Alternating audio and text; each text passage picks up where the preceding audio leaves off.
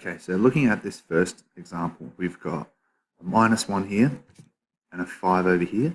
And I've got a 2x here and a plus x over here. So clearly I want everything with x to be on the same side and everything without an x to be on the other side. So let's start off with, if I want x's on the left, let's move this 1. So if I've got a -1, I need to add 1 to both sides, right?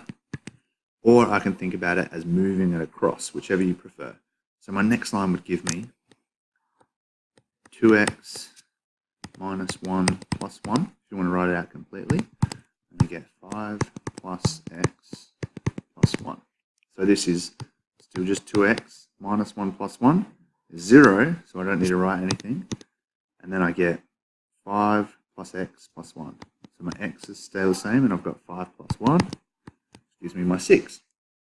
So now if I want to move x to this side, remember it's a plus x here, so I would need to take x from both sides, or you can think about it as moving it across. So I get 2x take x on the left. Here I had x take x, so x take x is 0, and I've just got a plus 6. So now I have 2x take x, 2 lots of something take 1 lot of something, gives me 1 lot of something, being my x. 0 plus 6 is 6. So that's my answer, x equals 6.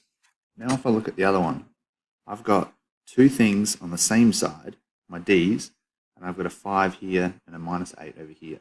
So clearly I need to get rid of this. So if we focus on this part here, I still need to use an inverse law, and my 5 is divided by the d. So if I times both sides by 5, I'll write a little times 5 here. Clearly the right hand side is just going to be -8.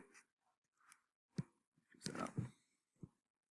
-8 times 5.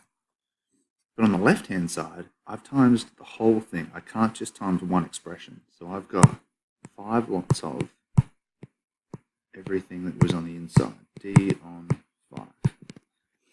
So now, if we just look at the left hand side, I can either expand this using my brackets, using my algebra, which would be 5d minus 5 lots of d over 5, and that's going to equal 8 times 5, 5 eighths are 40, minus 40.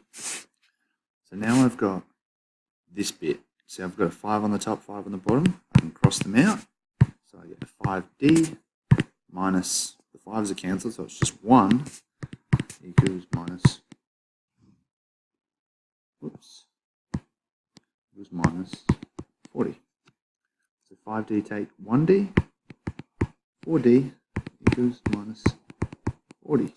So if I have 4 lots of something and it equals minus 40, I need to divide by 4.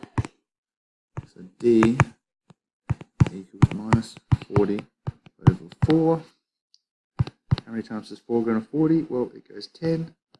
Minus 10 is my answer. So therefore, d equals minus 10. And that's my answer.